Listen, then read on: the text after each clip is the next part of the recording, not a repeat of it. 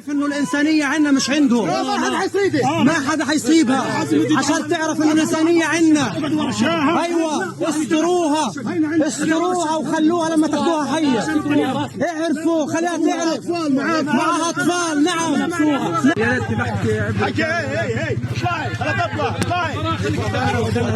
I think the reality is that the events that we're seeing unfolding in Palestine are unprecedented. The Palestinian forces took back land that Israel violently and illegally seized around the Gaza Strip. Palestinian forces breached Israel's Iron Dome, broke Israel's defensive line along the Gaza Strip, and unprecedented scenes of Israeli settlers fleeing their illegal settlements went viral. The Palestinians today penetrated what is considered Israel proper in a defiant display of force, and this is why Israel has officially declared a state of war for the first time since 1973.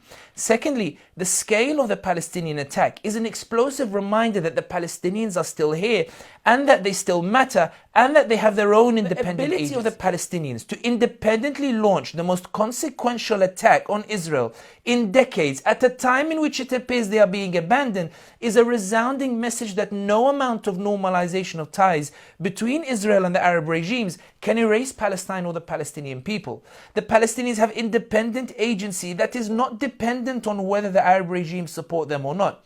And the impact of this agency has sweeping ramifications. Firstly, it inspires public opinion that the Palestinian cause, with which millions sympathize with around the world, is very much alive. Off on your own, without the support of the Muslim regimes that were supposed to support you, on your own, with your own agency, without Bayraktars, without Saudi weapons, without UAE weapons, you pulled off the greatest threat to Israel's security since 1948. It was not supposed to happen, and that's why the bombardment of Gaza that's taking place today is not a bombardment against Gaza itself, as much as it's a bombardment of the spirit that is suddenly raging and roaring and suddenly reviving. I know that many Muslims are pitying the Palestinians for what's happening, but I think that underplays the extraordinary bravery and the victories that they secured, which I think will be a turning point moving forward for the Palestine-Israel issue. We are pitying a people who brought a huge victory since 1948.